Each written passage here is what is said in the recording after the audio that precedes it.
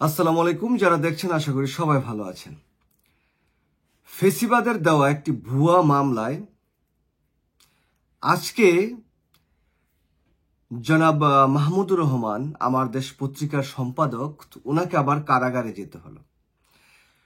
তো অফিস থেকে এসে যখন ঘুমাতে গেলাম সে পর্যন্ত আসলে এই সংবাদটি খুব একটা চোখে পড়েনি। তো এখন ঘুম থেকে উঠে যখন দেখলাম যে আমার দেশ পত্রিকার সম্পাদক মাহমুদুর রহমানকে জেলে পাঠানো হয়েছে, এই বিষয়টি নিয়ে আসলে একটু কথা না বললে নয়।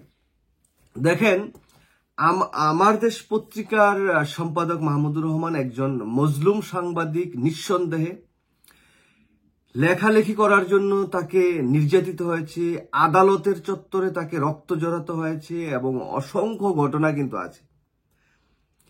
তিনি 6 বছর নির্বাসিত ছিলেন বিদেশে। 6 বছর নির্বাসিত থেকে বাংলাদেশে আসার পর তিনি তার মায়ের অসুস্থতা এবং মায়ের পাশে থেকে কালকে আদালতে হাজির হয়েছিলেন।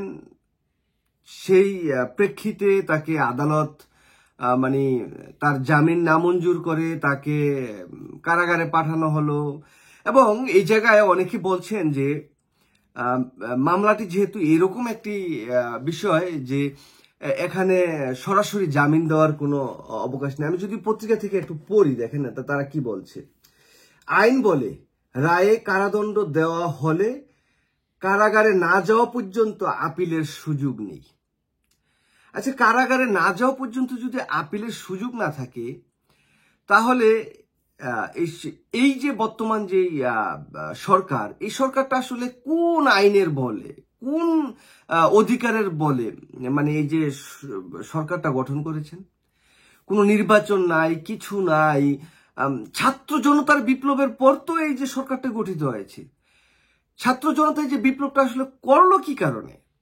করলো হচ্ছে একটা ফ্যাসিস্ট সরকারকে উৎখাত করার জন্য, যেই সরকারটি অবৈধভাবে মানুষকে এরকম জেল, জুলুম, কারাদণ্ড দিয়েছিল। যদি সেই ফ্যাসিস্ট সরকারের সেই কারাদণ্ড, সেই জেল, সেই জুলুম এখন একটা নিরপরাধ মানুষকে এসে ভোগ করতে হয়, সেটা আসলে কোনোভাবেই কাম্য নয়।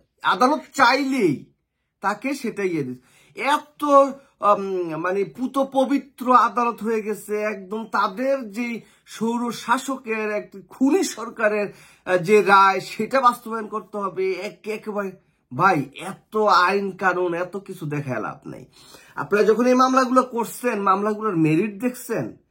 কি কারণে আজকে মাহমুদুর রহমানকে জেলে যেতে হলো? মামলাটি কি?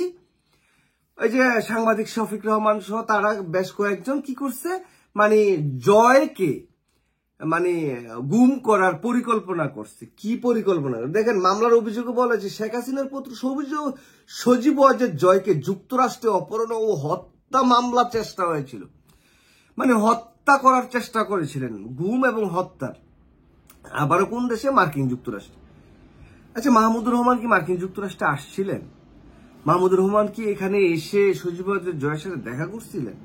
এসব আজগুবি মামলার আজগুবি রায়, সেটা আবার এখন এই যে ডক্টর মোহাম্মদ ইউনূসের যে সরকার, সেই সরকার আবার সেটার রায় দিচ্ছেন। তাকে জেলে পাঠানো হচ্ছে, তাকে জেলে যেতে হবে। সেই জায়গায় যাওয়ার না হলে তিনি কি আপিল করতে পারবেন না। এসব ফালতু আজগুবি, এসব এই জন্যই দরকার কি, ওই যে বলে না যে সংবিধানটাকে একদম ছুঁড়ে ফেলে ডাস্টবিনে সরে। এই যে আমার এখানে একটা সংবিধান আছে, এই যে দেখছেন না, বাংলাদেশের কনস্টিটিউশন। এই গোড়ার ডিম মনে করেন না, ছুঁড়া ফালাই দিয়া যা লেখছে না সব কেন, কিন্তু এটা না হলে ওইটা, ওইটা না হলে একটা আইন, একটা কিছু একদম সুস্পষ্ট। এইটাই আপনার বাক স্বাধীনতা, এটা আপনি এটা না, ওরা ওই লেজ লাগাইছি, প্রত্যেকটার সাথে লেজ লাগাইছি। এইসব কনস্টিটিউশন দিয়ে, এইসব সংবিধান দিয়ে আসলে কিচ্ছু হয় না। বাংলাদেশ কোনো কিছু করাও যাবে না। সুতরাং আমি বলতে চাই যে এই যে ফেসিবাদের যে ভুয়া মামলায় আবার মাহমুদুর রহমানকে যে কারাগারে যেতে হলো, এটা অনৈতিক, অযৌক্তিক।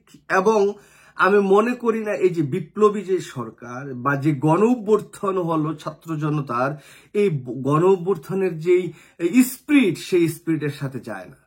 এটা কোনো ক্রমই অন্তত পক্ষে এরকম একটি ভুয়া মামলার যেটা কোনো মেরিট নাই, এটার কোনো ভিত্তি নাই, এটার কোনো কিছু নাই, এরকম একটি মামলায় এই মাহমুদুর রহমান জেলে যাওয়া মানে হচ্ছে কি ওই যে ফেসিবাদের যে দোসররা আছেন তাদের যে আশার প্রতিফলন সেটাই ঘটলো বলে আমি মনে করি। এর বাইরে আসলে কোনো কিছুই আমার না। তো যাই হোক, এরকম বহু ভুয়া মামলা যেগুলো হয়েছিল বিগত দিনে এগুলো অনেকগুলো প্রত্যাহার হয়েছে, অনেকগুলো বাদ দেওয়া হয়েছে, কিন্তু এই এই যে মাহমুদুর রহমান মতো একজন সাংবাদিক এসে আদালতে আত্মসমর্পণ করলো, এ করার আগেই তো এই ঘোড়ার ডিমের মামলা প্রত্যাহার হওয়ার কথা ছিল। এই ঘোড়ার ডিমের মামলা তো আগেই বাদ হয়ে যাওয়ার কথা ছিল, সেটা না হয়ে বরঞ্চ এখন মাহমুদুর রহমানকে জেলে যেতে হলো। আমি কোনোভাবেই মানতে পারছি না। এই বর্তমান যে সরকার বা যে স্বরাষ্ট্রমন্ত্রী বা যে আইনমন্ত্রী যারা আছেন তারা ঘোড়ার ডিমের যে কর্মকাণ্ড করতেছেন এটা আসলে কোনোভাবে মেনে নেওয়া যাচ্ছে না। আমি আশা করব যে কালকে দিনের ভিতরে যাতে মাহমুদুর রহমান জামিন পায় এবং মানে যা তার প্রাপ্য সেটা যাতে হয় আর কি।